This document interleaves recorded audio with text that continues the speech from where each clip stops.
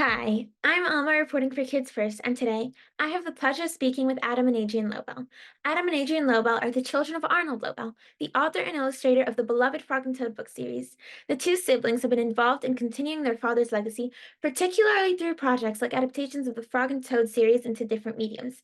Adrianne Lobel commissioned the musical and designed its set based on her father's writings. They're here today to talk about the Frog and Toad Apple TV Plus TV series, for which they are both executive producers. Oh, Thank you both for joining me on the show. Adam and Adrianne Lobel, welcome to Kids First. well, thank you Thank for you. having us. Okay. Miss Lobel, the Frog and Toad TV series is based on your father's stories, but he only wrote 20, and in the show there are many, many more than that. So where do the rest come from? Adam, do you want to start? Yeah, it's a very good question, Yes. and I think probably one of the reasons that it took us so long to actually get around to uh, moving forward with this project, because we knew that anything that we did, whether it was a movie or a TV show, would require more stories than just the 20 stories that our father wrote.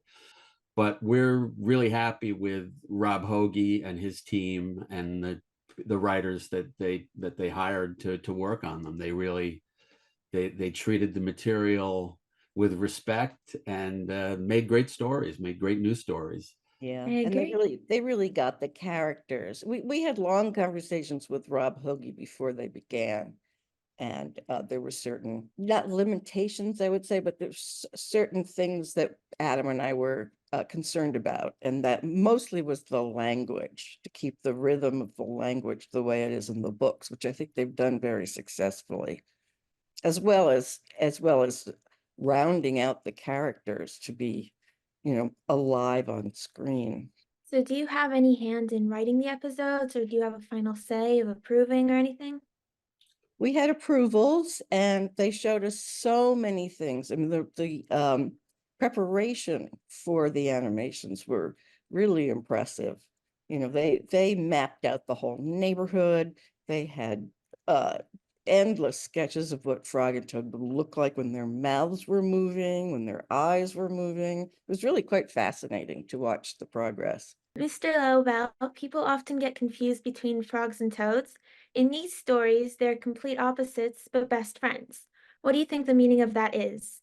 And I don't know that they are complete opposites. I think there is a certain amount of overlap, and I think that's where some of the dramatic tension in the stories come from, where there are moments when Toad is the brave one, and there are moments when Frog is, a little bit more maybe timid or something. And I think our father used to say that both aspects were part. People would ask him, "Who are you? Are you Frog or are you Toad?"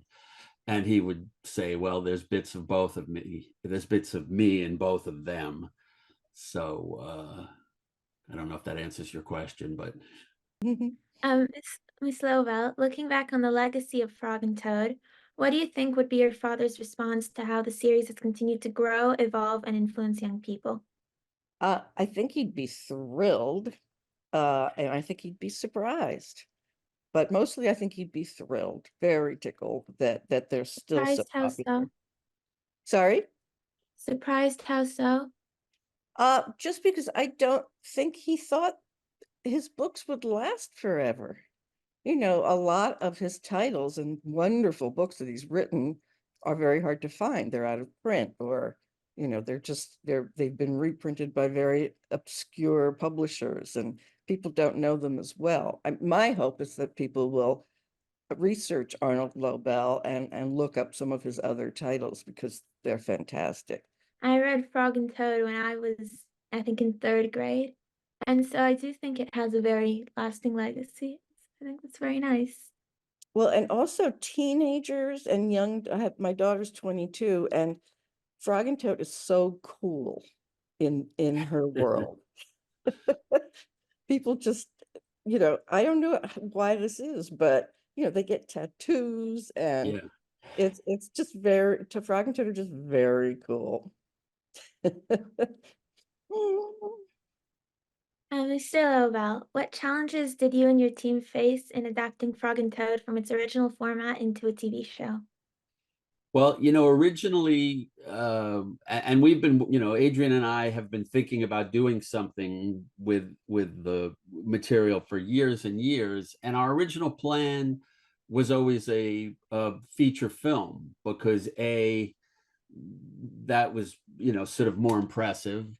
TV was looked at as sort of maybe a lesser medium, and everybody else was doing full-length features, whether it was Shrek or Paddington or Stuart Little, or so we thought, well, it needs to be a major motion picture.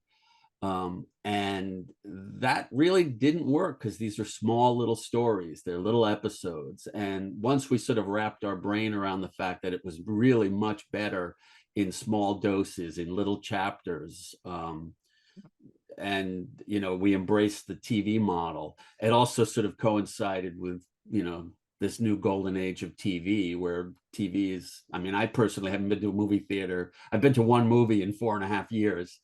Miss Lobel, you have talked about how your dad influenced your own artistic abilities and the lessons he shared from his own work. In what ways might we see that in this TV series? Most from my father, I think, was, I was fortunate because he worked at home. He didn't have a job, so he was always home. And so I could watch the process of his creativity. And what I learned from him was you show up every day. Every morning you're at your drawing table, whether you have an idea in your head or not. Every afternoon you sit in your chair and you write something. And I think a lot of people who didn't have that experience think there's something mysterious about making art. It's not mysterious. You just have to work at it every day. Now, how that applies to the series, I'm not sure I can answer that question, but that's what I learned from him the most: discipline. Mr. Lobel, what do you hope viewers will take away from watching the series? Well, I hope one of the things that's nice is I think The Frog and Toad, both the books and the series, work on a number of levels, in that you can read the stories to a very small child before they're able to read. And then as they start becoming, kindergartners and early readers, they can then read them to themselves.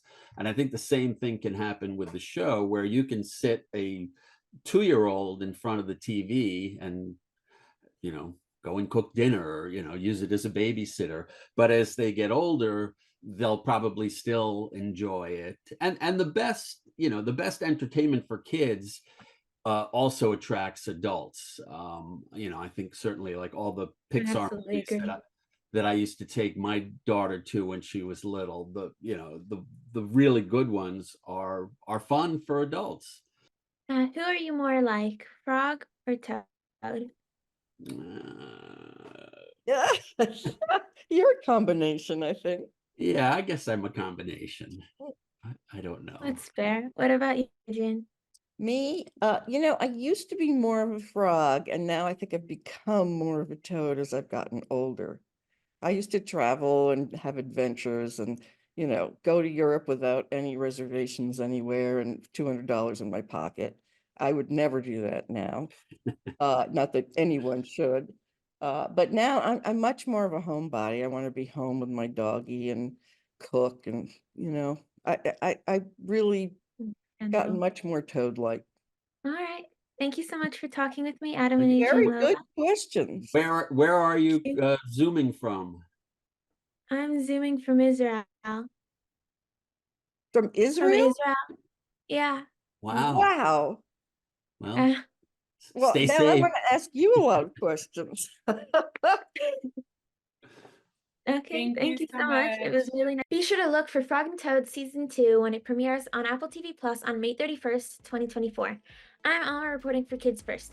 Make sure to like, share, and subscribe, and don't forget to ring that notification bell so that you never miss one of our reviews or interviews. Thanks for watching. Catch you next time.